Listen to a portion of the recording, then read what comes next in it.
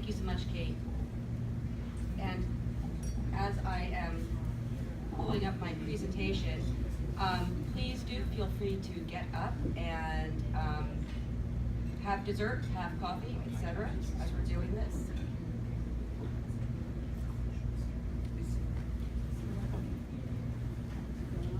This one's on.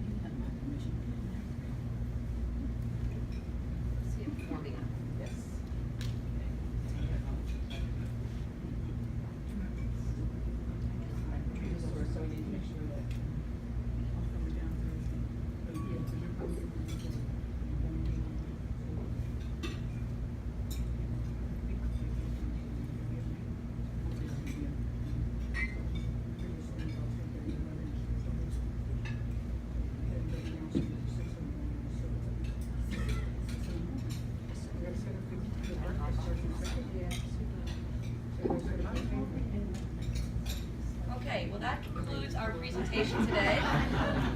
Thank you all for coming. I am just going to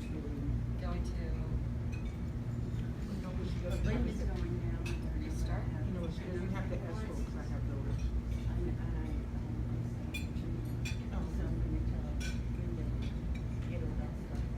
going to restart.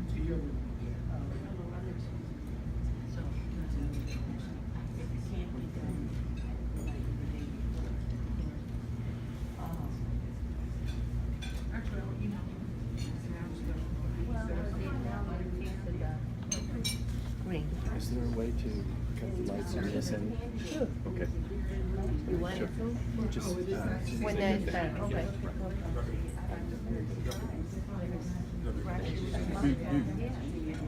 know we told you. Yeah, he's gonna call you from my number. Last year was the first time that I was in the same. Yes, but mine never came out like that. Shadow.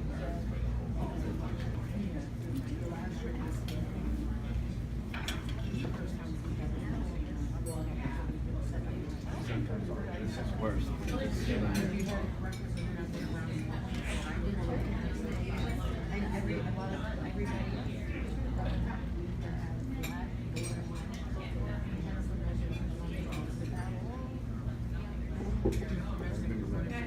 Okay.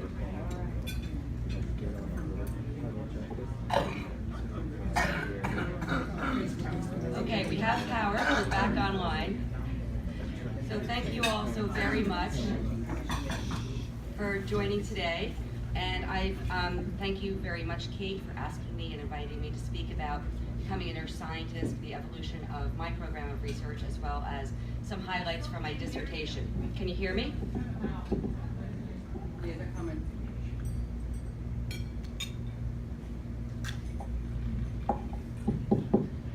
Can you hear me back there? Speak a little louder. I think they're going to come and get us some more volume. Okay, they're going to come and get some more volume. So that's what I've just been informed of. In the meantime, hopefully I can see some heads nodding that maybe you can hear me. So I will begin by disclosing, as Kate had just mentioned, that I am currently funded by the Centers for Disease Control through a KO1 award mechanism, as well as from the American Nurses Foundation through a Stryker Medical Research Grant. And so this morning, or this afternoon rather, in the next hour or so, I'd like to spend some time covering my basic background and interests, as well as the opportunities and challenges that I found in doctoral training, a brief overview of my dissertation research, and some exposure to postdoctoral role and resources, as well as some current and planned research. And I think that was all that we were going to cover today, right, Kate? So here we go. So who am I? So what's my background in education? Kate mentioned where I went to school, but very basically, I am a nurse. I've worked in adult critical care, infection prevention, and epidemiology. I have a bit of exposure to nursing informatics, but that's by no means my primary area of expertise. Fundamentally, I really am interested in understanding the conditions that explain what, why, when, and how things go really horribly wrong when you put together really well-intentioned providers and patients. And I'd like to better understand what those modifiable factors are that influence healthcare worker behavior, such as nurses, and the basic practices of standard and contact precautions.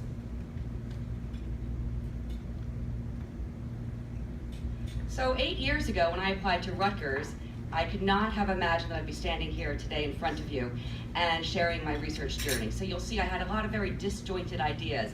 And the scribble on the left actually is a sketch thanks to my chair, Dr. Linda Flynn, who was really able to hear all of my disjointed thoughts and interests and tie them together and sort of sketch out this diagram.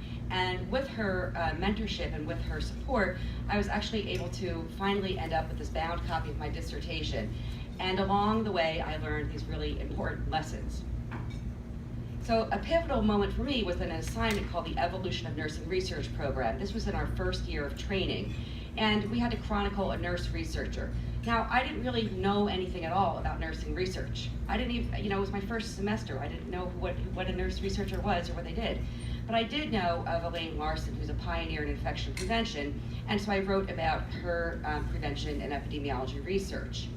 And from this assignment, I learned that you really have to become your own author, that you really need to write your own evolution, whatever that evolution may be through your nursing career.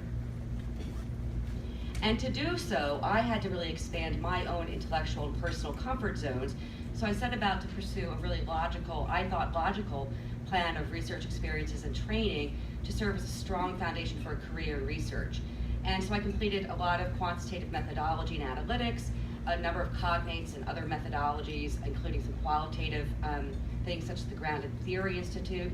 I learned a lot about statistical software and programs, which I sort of have the old-fashioned abacus. I don't really understand statistics, and it was a real uphill challenge to really become familiar with this. And also familiarity with some of the measures. So to learn about the healthcare HCUP or healthcare cost and utilization project data, I went to the AHRQ headquarters, and let me tell you, that was like Disneyland for nerds. So that was like the real Disneyland for researchers, and it was really, really neat to see where Carolyn Clancy and other folks like her work and set the pace of healthcare.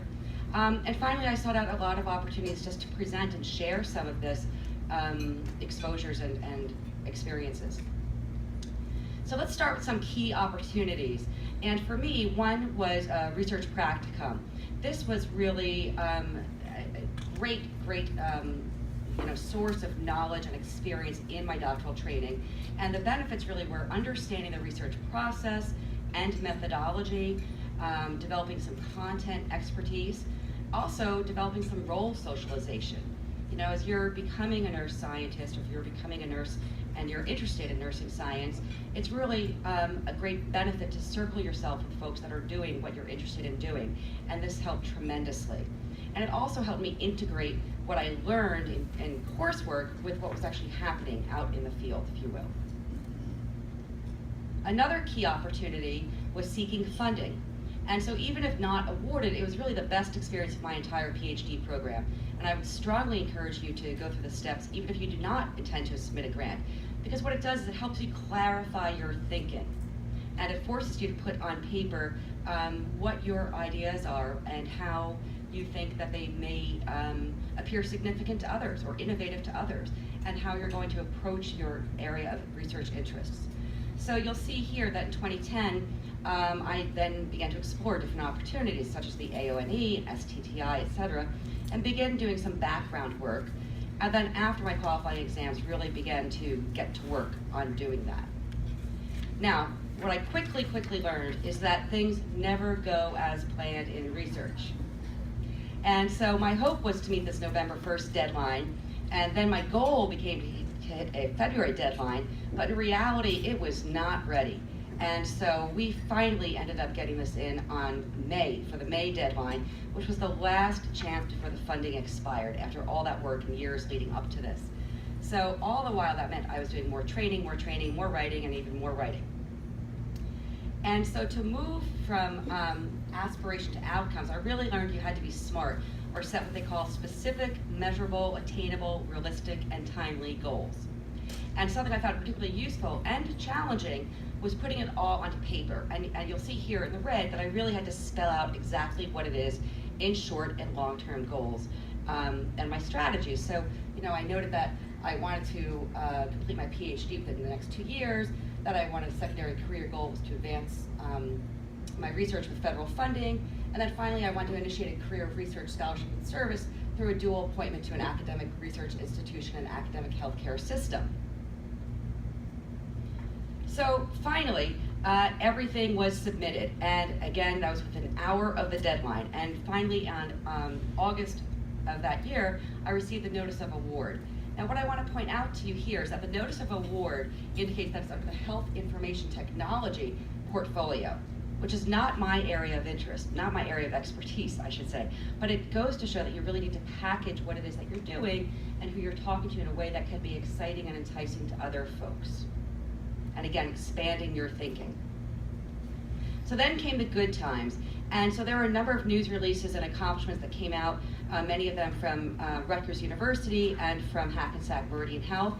And I point this out here because this was from an AHRQ quarterly progress report where the funders actually asked for, as you see, the major press coverage of ongoing or completed research. So it's really important to sort of record these things as you're progressing, and it's a skill which I've learned to sort of get better at doing.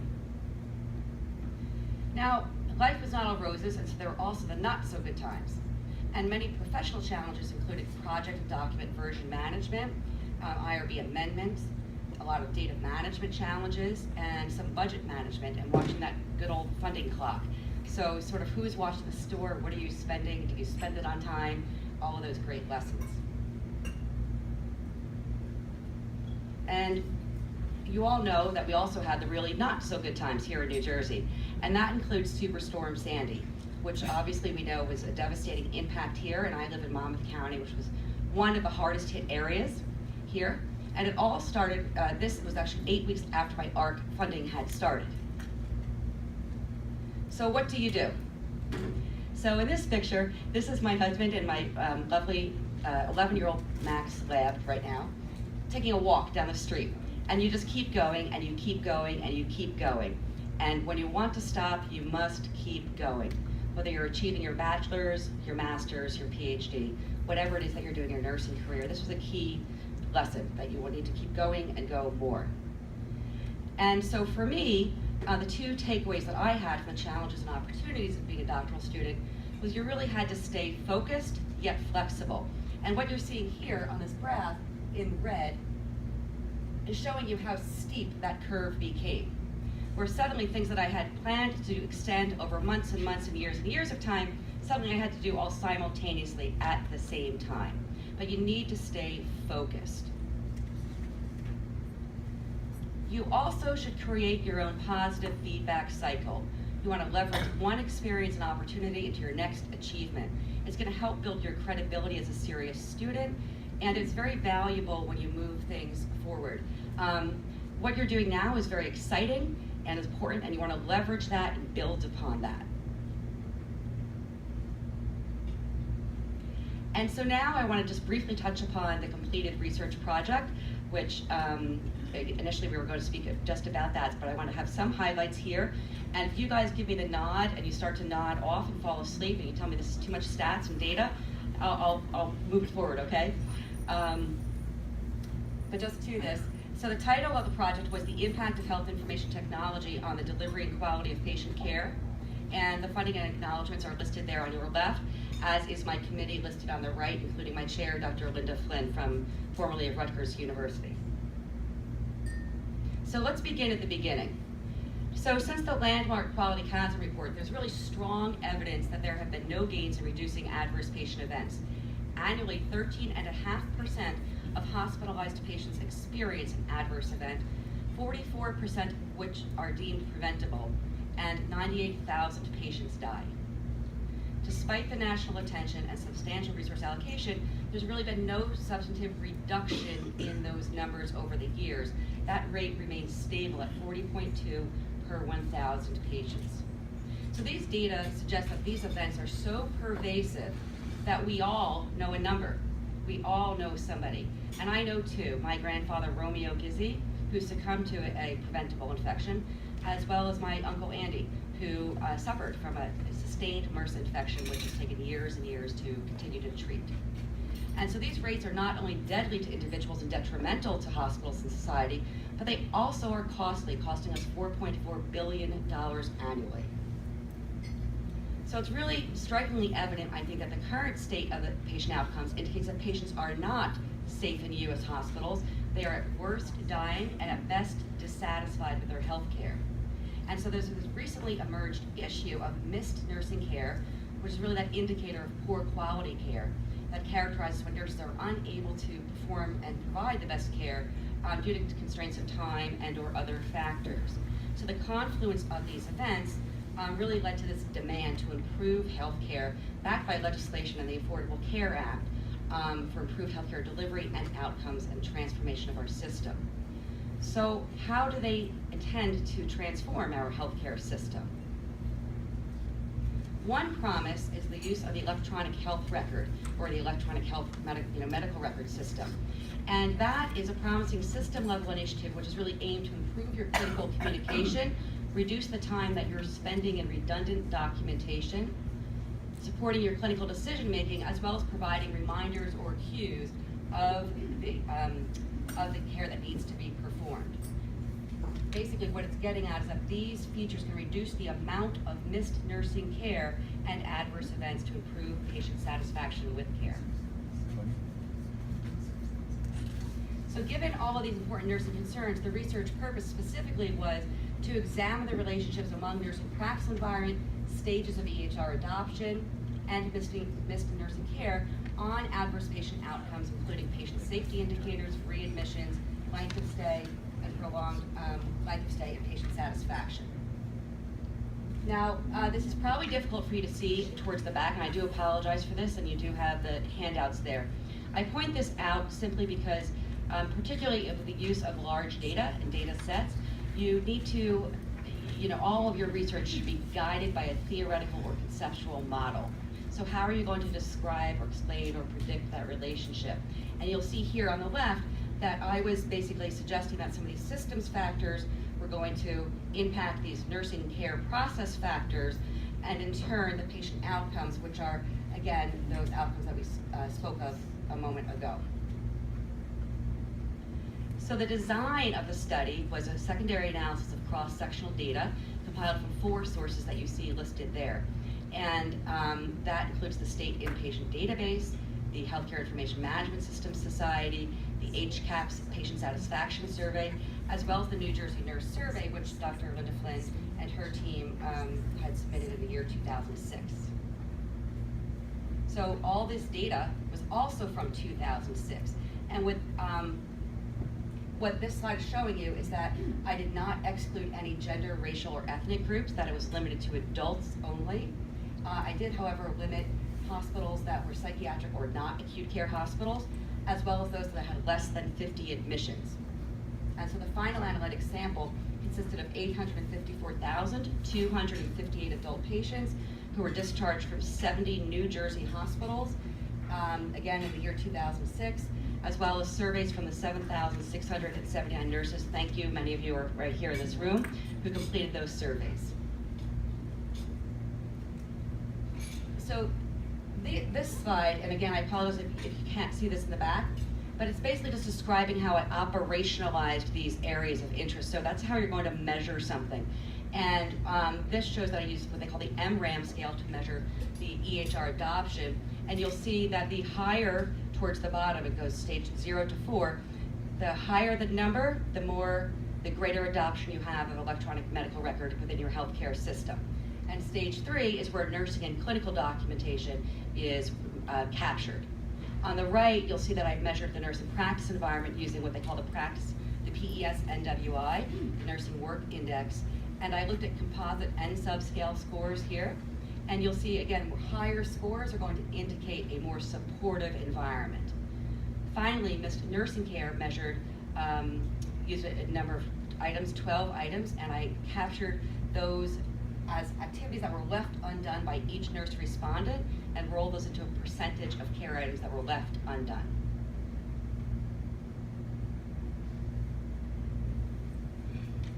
The dependent variables include the patient safety indicators that you see I measured here, which include death in low mortality DRGs, failure to rescue, post-op sepsis, central venous catheter bloodstream infections, and post-operative hip fractures. Now I point this out. I told you in the beginning what my background and interests were, and you heard me clearly say infection prevention. Now when you look at this list, you see one thing really that's related to that, right? So again, I just want to share with you that you may need to expand your thinking and how you conceptualize outcomes. And finally, the other measures that I looked at include your length of stay, which is a continuous variable, your prolonged length of stay, which is identified by the days that you should have been discharged, but then you remained, with the thought that if you stay one day past the day you should have been discharged, every day becomes longer and longer and more likely that you're going to stay even longer. Finally, readmissions. Now, this is of interest to those of you that are nurse leaders and executives in this room as well as others. Here I looked at readmissions for 7-day readmissions, not what they're currently using, because that's the data that was submitted to HCUPS back in 2006. And finally, for patient satisfaction, that was the 27-item survey, which is reported as a set of 10 measures, which is currently used right now for hospital reimbursement. So the analysis was set at the hospital level, and the power calculation indicated that I had a sufficient sample size with a power set for 0.8 and a level of significance of 0.05. So I continued to look at some of the data to see if it was normal and how I was going to analyze it. And then I applied some ordinary least square regression models and then adjusted them as I needed to do it, as well as accounting for any clustering within the hospitals. Now I mention this not to bore you with the statistical background of this, but to point out that my initial plan, again, my plan, was to conduct a logistic regression. I took a class in it. I bought the book on it. I read it. I studied it. That was my plan. But the data didn't allow me to do that, so I had to adjust and adapt and learn this other way of approaching the data and handling it. So what did we learn? After all of these analyses, I found that the Ehr adoption was inversely related to adverse events, higher adoption, lower events, that a supportive nursing environment is positively related to patient satisfaction and inversely related to missed nursing care, and that missed nursing care is inversely related to patient satisfaction. So this is really exciting and sort of groundbreaking stuff, but I didn't find everything that I was hypothesizing. And so, though EHR adoption was not associated with a specific adverse outcome that I listed those 5 for you, it was associated with prolonged length of stay, which indicates that for every stage of EHR adoption you have higher, that you have a 1% decrease in the amount of patients with a prolonged length of stay. So that's pretty striking. And at this point, this was 2006 data, so we all may not have been at the same stage. Additionally, this is really exciting here, and I hope that you can see this in the back, but that if your hospital can actually increase your patient satisfaction by 16% if you increase your practice environment score by just 1 point, and if you improve patient satisfaction by almost 16% if you just focus on the staffing and resource adequacy, which is really amazing, right? Additionally, I found that the amount of care that you miss could be decreased. You could actually decrease that amount by almost 15% by increasing your practice environment scale by just 1 point, which is really tremendous. And if you miss even one less, remember I said there were 24 tasks that we looked at?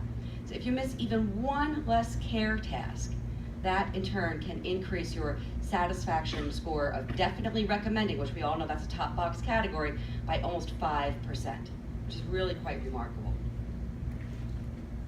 So the key take-home message of this study was that it advances nursing science by really quantifying the potential benefits of the higher level of EHR on the reduction of the patient's prolonged length of stay and possibly on reducing readmissions in acute care hospitals. And so this was really a landmark study in a large sample of hospitals that provides a basic preliminary evidence, and I think again, a supportive practice environment with sufficient resources for nurses to do the important work they do every day. Now, I have just spent about 20 minutes telling you about the first study, okay? And so just to illustrate, that's similar to how many years it took to conduct this first study. The rest of this, I'm going to cover a few other studies that we're going to talk about. But the point is that every study has all of this behind it, and then some. And so was I all done? Whew, I should have been all done by that point, right?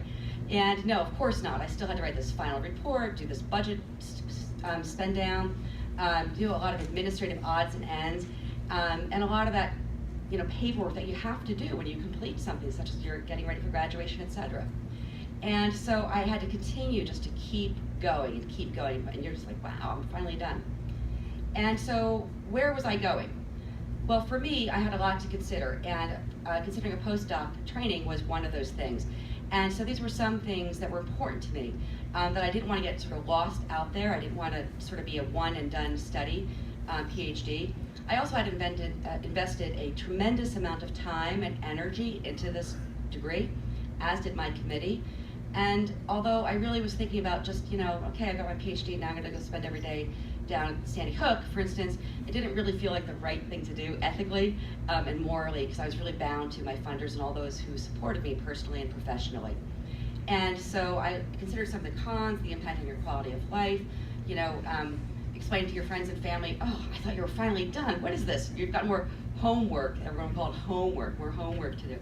And the pros include things such as mentoring, networking, protected time to continue and establish your funding, and so forth. So finally, 6 days before graduation, I received notification that I had been accepted for a postdoctoral fellowship at Columbia University. And so more challenges of the journey began. And so 16 weeks after graduation, when people said, well, what are you doing now? I was working on a number of these projects, which you see here, and we'll talk about in a moment. But what I was doing was seeing everything sort of coming together, that I was going to continue to progress and learn the craft of nursing research. And so what are the tools and resources that helped me map this out? And I share these with you, and I hope that you can see the hyperlinks as well. These are just a few of those. One includes the National Postdoctoral Association. Now there, they do have a section for graduate students there as well. And it's very, very helpful, and I'll show that to you here, which shows they cover topics such as why you want to do a postdoc, your career planning resources, selecting the right postdoc, and so forth. Another useful resource for me was this individual development plan. And the individual development plan, has anybody heard of that? You have. Anybody? Nobody else? Okay, I strongly recommend that you look at this IDP website, whether or not you plan to, pursue further education, whether or not you're, whatever your state is, because it really helps you put some serious thought into that often asked question, what are you going to do when you're done? And so it forces you to think about these things and create what you call SMART goals by doing your self-assessment, setting your goals, and doing some career exploration activities. And so then they give you this sort of feedback, which gives you different career options. And so for me, I share this with you. Some of my career options could have been a public health related career, science policy, sales and marketing of science related, I don't know where they came up with that one, but sales and marketing of science related products, research administration, or combined research and teaching careers. Another excellent resource is the National Institutes of Nursing Research. Has anybody seen that website and or looked at your Developing Their Scientist course? Many I see, I know Terry probably has. Many of us have. If you haven't, I highly recommend it. They give you a nice overview of understanding mechanisms of funding as well as thinking about your future career path. Finally, search around a bit. Look at things such as the AHRQ Grants Online Database, or for short they abbreviate as GOLD, Grants Online Database, or the NIH Reporter. So this serves really multiple purposes. First, you can see ideas that are fundable, and you can also get ideas of people that are in your area of interest, whether that's in the content or in your geographic area of interest as well. and you get a sense of how to organize your writing and build a compelling case. And it might help you whether you apply for funding now or never. So I'm going to share with you now some lessons that I've learned from my training and research, really about advancing your science and skills simultaneously. First, try again. So you heard before this was the first AHRQ R36 in the state of New Jersey. You heard the study, there were pretty important findings. Guess how many times I tried to get that study, first one, published? A billion, right? And yeah, just about. So we put that out, myself and my committee team, numerous times to really high impact and other types of journals again and again, and it must have been rejected close to five times. But each rejection, each experience with failure taught me a valuable lesson. How can I rewrite this? How can I sell this differently? And it really kept, tethered me to the idea that disseminating this research was an ethical obligation, and I had to continue to try to do so. Consider also telling different parts of your story. So from that one study, we had the one, the major finding with EHR, but I also had findings on missed nursing care. And here in green, I highlight my core areas of interest. Though they may change the label, I was still examining the same thing. And here I was telling the story of the nursing practice environment and missed nursing care. You also may want to consider conducting, and you can do this at any stage. Anybody in this room can do this. You can conduct a systematic review to explore constructs of interest. This is something that I learned along the way. And here I looked at the relationship between patient safety culture, which is PSC, and adherence by healthcare professionals in hospital settings. Again, because I'm a very hospital-oriented person. And this systematic review really began to form the basis for my pilot work. You may also want to consider how you're going to expand how you conceptualize and operationalize different things. And so, again, I was focused on learning how to test instruments, testing the reliability, the feasibility, psychometric properties of, for instance, a safety survey. But this time I was going to look at it with the advantage of pediatrics and other types of pediatric long-term care settings. And this helped to broaden my horizons as I gained familiarity with the patient safety literature. And what we found was that this patient safety survey, the AHRQ survey, actually can be used and adopted to be used in the pediatric long-term setting. So again, I enhanced my skills in conducting the analyses as well as advanced science by adding to the literature with this finding. I would also suggest that you explore opportunities to develop your skills and reinforce what you have learned. And again, while you're exploring some of this, apply those hard-learned lessons that you've just learned in that dreaded class on psychometrics or some sort of statistics class, but apply it.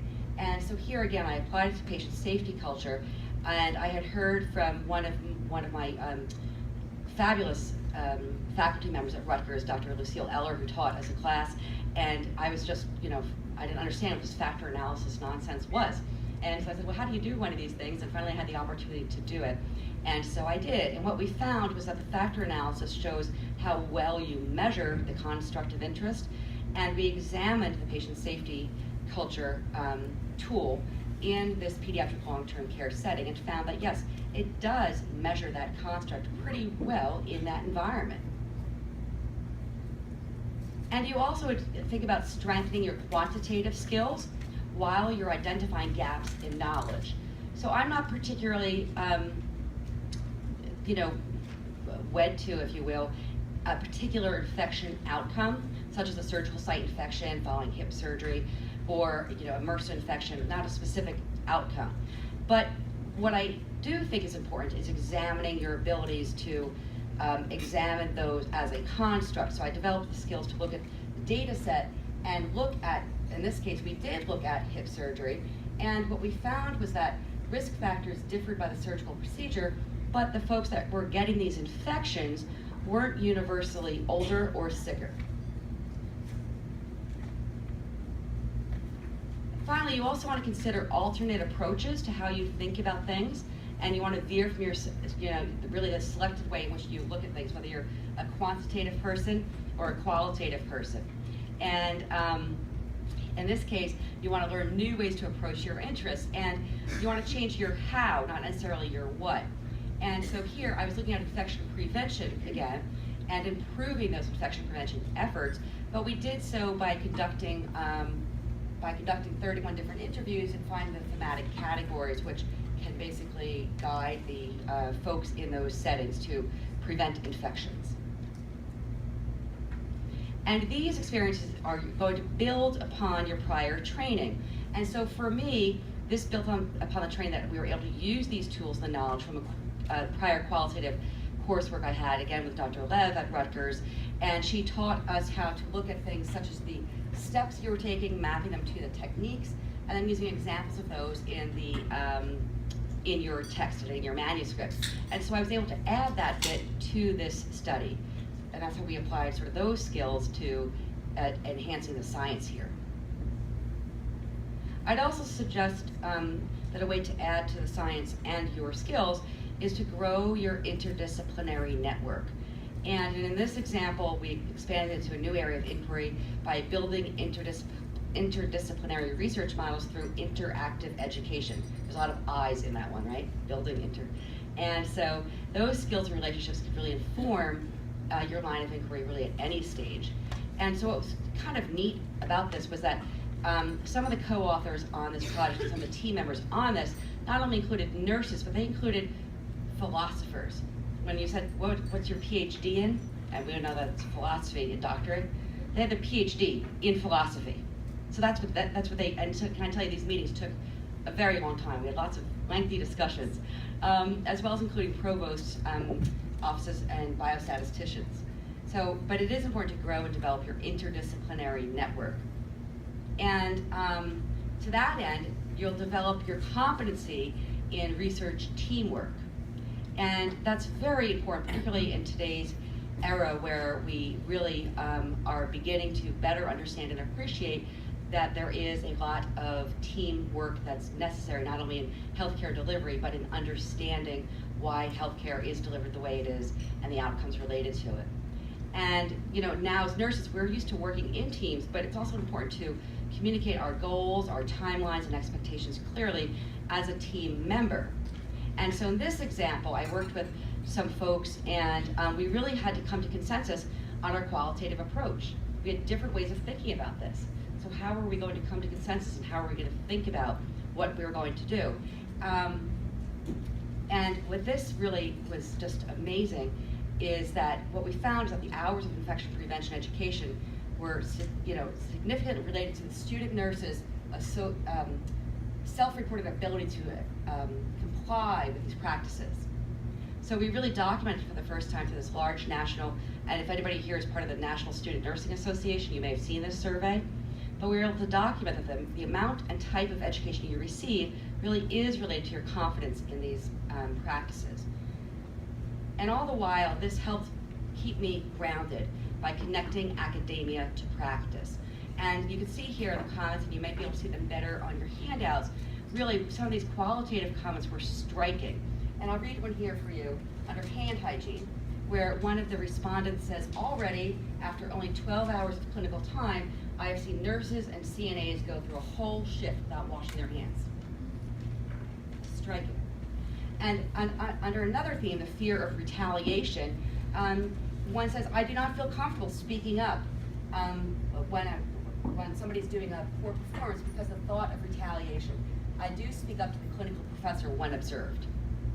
And so these are striking. So although you're developing a skill in research, you're also, I was able to really continue to stay sort of grounded to the things that matter, what's happening at the bedside, right? What are the nurses thinking? What are they experiencing? And these were really, again, these were some difficult data to really analyze when you start to think about what's happening and the challenges student nurses are facing at the clinical end. And so in the end, no effort is wasted. It's really having a prepared mind. You're following your thread. And so you saw me sort of divert over to hip infections. You saw me go to factor analysis, a number of different things. But the thread that I was really pursuing was the same one all along, looking at behaviors related to infection prevention. And so that helped prepare me so that I was ready when opportunity came along. And in 2015, that opportunity did come through the way of the APIC Heroes Implementation Research Award. And so I scaled back these ideas to pilot tests. We talked about pilot testing tools, conducting a psychometric and pilot testing of the tools to ascertain whether the patient safety climate was related to standard precaution adherence in hospitals. And so these findings really led to further groundwork for additional studies, CDC studies and others, but it also helped me to develop and achieve relationships with both local and other academic, professional, and healthcare organizations. And so, in culmination, as you follow your own thread, you're going to continue to build upon your own individual development plan, whatever that plan may be. You don't need to follow these steps. I share these steps because I was asked to share sort of steps along the journey that I had. But again, one thing that was useful was planning these out, coming up with your own individual plan, and having a lot of exposure to others, as well as your own personal insight and stories going to help you create your dream role. And for me, that was this joint appointment, which is a collaborative model where we can reduce the theory-practice gap, and you can bridge between academic and clinical settings, hopefully to the benefit of those by whom you're employed. And here's one of my bosses back here, Dr. Terry Wormser. So right now I'm an associate research scientist at Columbia University, as well as the nurse scientist at Hackensack Meridian Health.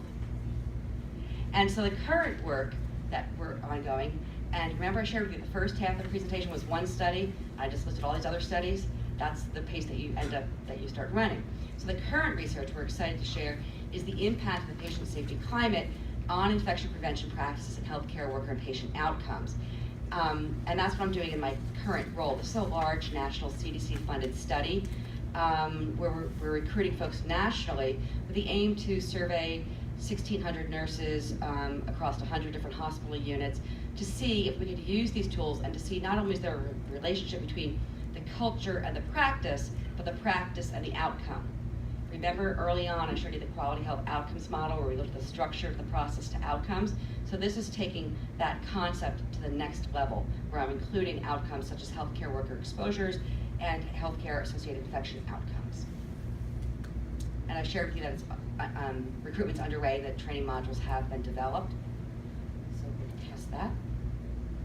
Additionally, the ANF study that we're undertaking right now is describing that relationship between safety culture, missed nursing care, and adverse patient safety events. Pardon me. So our data is in analysis, and we've submitted an abstract to the ONE leaders, and that's accepted. So we're excited about that. And then we're going to pursue additional qualitative, again, because now I've turned to this qualitative researcher just by exposure, I guess. We're going to actually look at some of these qualitative open-ended responses because it's important to do, and I think it's an ethical obligation when people share their thoughts with you for you to actually look at this data. And so in summary, I've had a lot of mentored training experiences that have allowed me to develop my research skills, practice communication and leadership skills, learn from experience and feedback, achieve some core competencies, and better understand limitations as well as exploring career choices and specialization. So I've also had the opportunity to draft a number of different grant opportunities, which you'll learn from. They help you put on paper what your thoughts are. And that's really important, whether you submit them or not. And so whether you're practicing research, applying research, learning research, stay grounded, don't lose sight of your passion or interests. You know, respect all your personal and professional experiences because every life moment is really a learning moment. Nothing that you've ever learned is going to be lost. You're going to apply it someday, some way. And you want to redefine your comfort zone and take those risks. Seek out different opportunities. Again, there was a number of different research approaches that I said, there's no way I could do this, I could never do that. Well, I might as well try. And when you're surrounded by a supportive team of collaborators, it's really easy to sort of step into that pool and say, okay, I'm going to put my toe in. And then finally, be flexible and focused, have that SMART plan, and always evolve. And I'd like to acknowledge the support of many of my professional and personal development, of my development by many individuals that you see here, including my husband, my mother, who's an associate's degree nurse, I'm proud to say, from Brookdale Community College, and she's also my biggest cheerleader. She just sent me a text prior to this. as well as, my family, friends and family, as well as Dr. Wormser, who's here as well, folks that you see here, Dr. Hayter, Marianne Donahue, as well as folks at Columbia and on my committee, and finally Rutgers University, Columbia University, Hackensack Meridian Health for all the support they've provided, the New Jersey State Nursing Association, and they've all allowed me to really continue to pursue this journey while I was keeping my feet grounded in practice, while I was really reaching for those stars. And with that, I thank you for your valuable time and your interest, and I open this up to any questions that people may have.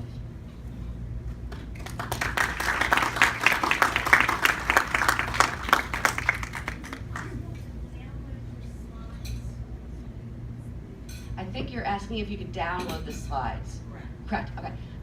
Deb is probably, she's probably right outside of the room, and I can make those available to download, because that way you can actually click the hyperlink. I wasn't sure how she was sending them out to, but we could follow up. Yeah. Yeah. I do have a question. How did you pick your doctorate program? Like, what were your theories? Because I know I'm listening. I'm a pros and cons person myself. Well, that's a fabulous question. And that's a difficult question. And I think for each student and each stage of life, there's different pros and cons of things. And for me, I was working at the time at Meridian Health in infection prevention. Being gainfully employed and keeping, remaining gainfully employed was important to me. I wasn't in a position to say I'm going to take a few years off and go to school. I also wasn't sure that I wanted to go to school. I talked to folks for years about that at Meridian, saying, should I or shouldn't I? And then finally somebody said, oh, just go ahead and do it, or you're talking about this next year. And so it helped me in my decision making was the online program that they had, that Rutgers had. So I was able to begin that coursework and begin that exposure before I was fully immersed. So that was important to me. As well as, in addition to the convenience, I also knew people from Rutgers. I knew of Dr. Linda Flynn's work. I knew of the great program that they had established. So that's without saying. But the convenience factor was also a key decision making of whether I was going to pick up and move and go somewhere. Great question. Any questions from some of the nurses that are just starting out? I graduated, I think 22 years ago. This month I started my first nursing job. And so what I shared with you on this part of the journey is sort of the most recent end of that journey. It doesn't start overnight. It's a process, and you progress through that process. And I didn't have my first publication until the most recent few years of this. Minnie, yes? Which brings up my question. It would be interesting to share the lessons you learned by going through the peer review process when you submitted your manuscripts for publication. That's an interesting process. That is, and that would be fascinating, because there's a way to provide peer review which is helpful, and a way that's not so helpful. So the factor analysis that I showed you there, we resubmitted that twice. That required response to reviewers, which took me 18 pages to respond to those, and it was one of the best reviews that I learned from, because it challenged me to say, wait, why did I think about doing orthogonal versus, or rotation? Why did I think of doing this type of rotation versus that? And it really made me say, to better understand my approach and defend it as you learn. Yeah. Because while the process can be tedious and challenging, if the feedback is constructive, I think it's very helpful to the author, especially when they tell you, well, not today.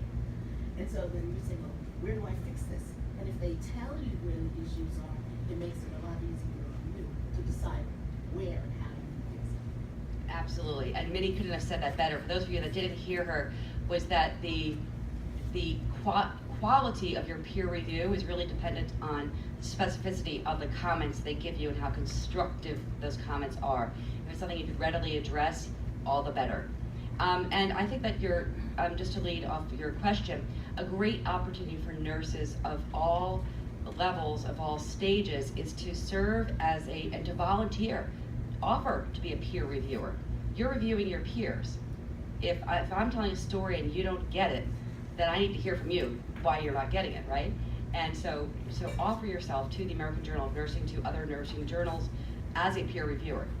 And if you've ever had the experience of being rejected and the peer reviewer's comments were not helpful, all the more reason, if you are a reviewer, that you're going to be more constructive, or you ought to be more constructive with your comments to the author.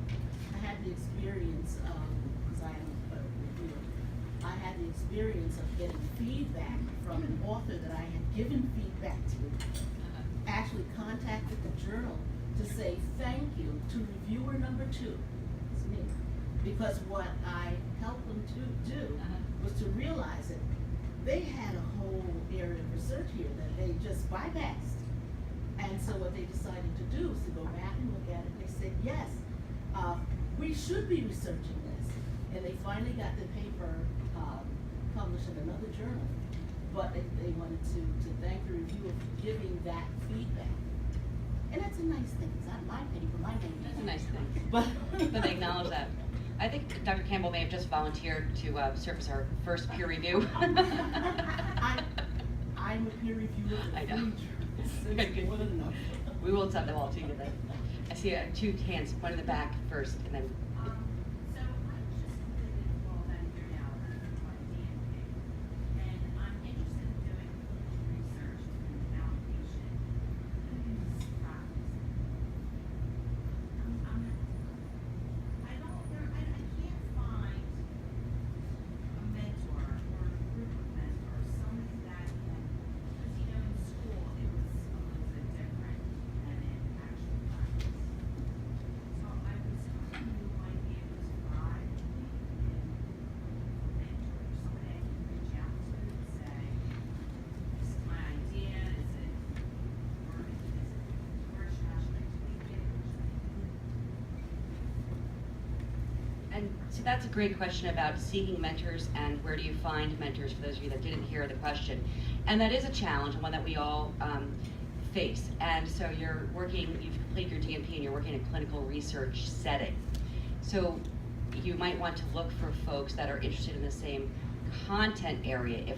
If you don't have people in your same geographical location that can support you, look for folks that are interested in the same content area.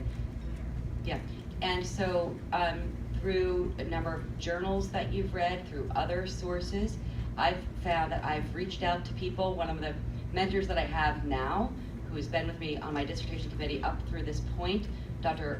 Robin Gershon, she was out in California. I emailed her years ago. I said, hey, I really like this tool. I like this article you wrote. Can we continue to communicate? And I really thought that's one of the best ways is to communicate with people that are interested in that content area. Now, that being said, if you don't have people in your specific setting, there's also different avenues through the New Jersey State Nursing Association, through the Organization of Nurse Executives and Leaders. I believe there's some work towards developing more formalized nursing research structures within the state. I think that may be possible. But you can certainly feel free to, my contact information is on the back, and we can talk and follow up on that as well. Yeah, you're welcome, thank you. And then you had a question, yes. Hi, Hi there. I'm also from preschool nursing, and I'm ongoing to junior next year. And I'm also an undergraduate research assistant, and basically what I do is data collection and teaching and providing demographic info based on whatever project I'm given. But what I want to know is, because like you said, the timeline for the project is long, and also for applying for the grants, it's a long process as well. I'm only given work when the project starts. Is there any way for me to expand my skills on my own, like to become a better researcher in the future, as opposed to? That is a really great question. You're obviously very dedicated and very driven to learning research. You're working as a research assistant now. Are there other, and it is hard, you've got to sort of latch onto those programs of research when there's something to do, right? And so I hear what you're saying. Like, for instance, I know that I'm going to have a need for people in 18 months, but I don't have it right now. And so your point is, well, at the right now, who do I reach out to? And so one way you can do that is to seek out other, again, maybe not the same area of interest, but the skill you want to learn, and find out who else has ongoing projects that you could offer your self to learn those different experiences. Also, there are a number, through the resources that I've shared with you here, a number of online training things through AHRQ, through the HCUP, et cetera, that you could practice some of your skills with that as well. So that's great. Congratulations to you. Can I make a suggestion to that? Yes. That you may not want to just stick to nursing. Nursing is not the only area doing research at the university. Right. If you're focused on developing a skill, you need to find out, well, what groups are doing this kind of work that will allow me, and then offer your services. You have experience. You'd be surprised at how many people need experienced research assistants. Yeah, I'm thoroughly impressed. I can't imagine having that skill set when I was a junior in nursing school. That was the last thing. Yeah, research, what? Good. Any other questions? Just a statement to make. I think getting a support from your administration if you're working in the hospital is very important. And I was very lucky to have support throughout my nursing career there, doing 2 studies. One was sincere infection control personnel. I was a nurse epidemiologist. The first study was master's thesis on effect of staffing on catheter-related bloodstream infection. And recommendations of the study were implemented. And then second study for my PhD project I did was economic impact of an IV team in preventing lapses. So because I had great tremendous support from my CEO and chairman of infection control, so I was able to do that study without any problem. Absolutely, and I cannot, and kudos to you for the great work you've done and with your team. And again, and that's what I want to reiterate time and again in this presentation. This work is not Amanda's work. This is the work of the people that are around me, that have helped support me, that have either pushed me or pulled me, whatever it was that I needed at those moments to sort of keep me going. So having those people around you is very, very helpful. You're correct. You're absolutely right. I agree.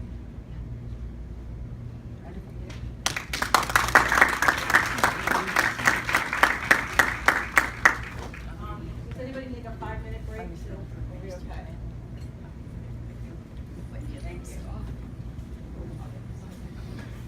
Thank you so much.